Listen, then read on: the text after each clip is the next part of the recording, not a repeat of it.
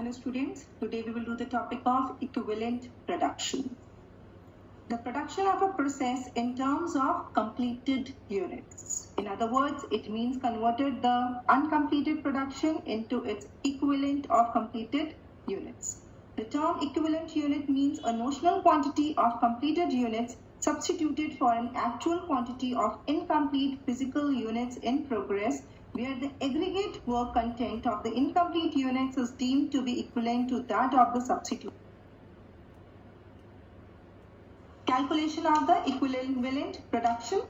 There are three methods under it. First method is under this method 1. Under this method, opening work in progress is stated in equivalent completed units by applying the percentage of work needed to complete the unfinished work of the previous period. Method 2. Under this method, units completed during the period are added to the units of closing stock completed during the period, and out of total units, opening stock units completed in the previous year are deducted to get the units of equivalent production. Third one is units of uncompleted input are added to the units of incomplete work in opening stock and are of the total units. Incomplete work in closing stock are deducted to have units of equivalent production. There is a procedure for the evaluation. First is a statement of equivalent production. Second is statement of cost. Third is statement of evolution. First one,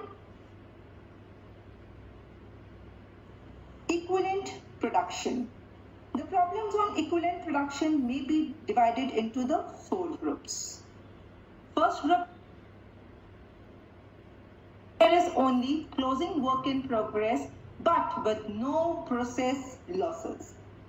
In this case, the existing of process losses is ignored. Closing work in progress is converted into equivalent units on the basis of estimates as regards degree of completion of materials, labor, and production overhead. After calculating the equivalent units, it is not difficult to evaluate the closing work in progress. When there is only work in progress but with process losses. Losses are inherent in process operation. If there are process losses, the treatment is the same as already discussed. In case of normal loss, nothing should be added as equivalent production.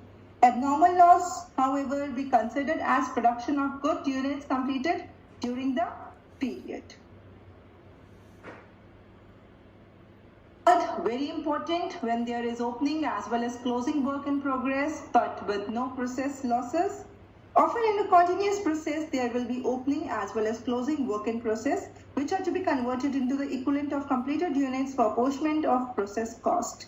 The process of conversion of opening work in progress will vary depending upon which method of valuation of work in progress is used. It can be the average cost method, FIFO, LIFO, weighted average. First of all, we will do the average cost method. According to this method, opening inventory of work in progress and its costs are merged with production and cost of the current period respectively.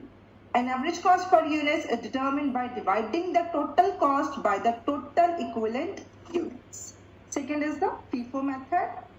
According to this method, the units first entering the process are completed first after taking into consideration the percentage of work to be done and shown separately in the state of equivalent production.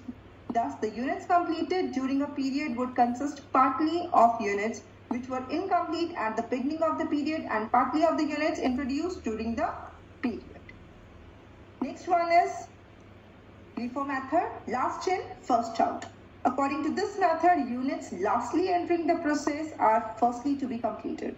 This assumption will definitely have a different impact on the cost of completed units and closing inventory of work in progress. The last one is weighted average method. When two or more dissimilar products are manufactured in the same process, a similar average process cost may be give misleading results. In such a case, a close study of the production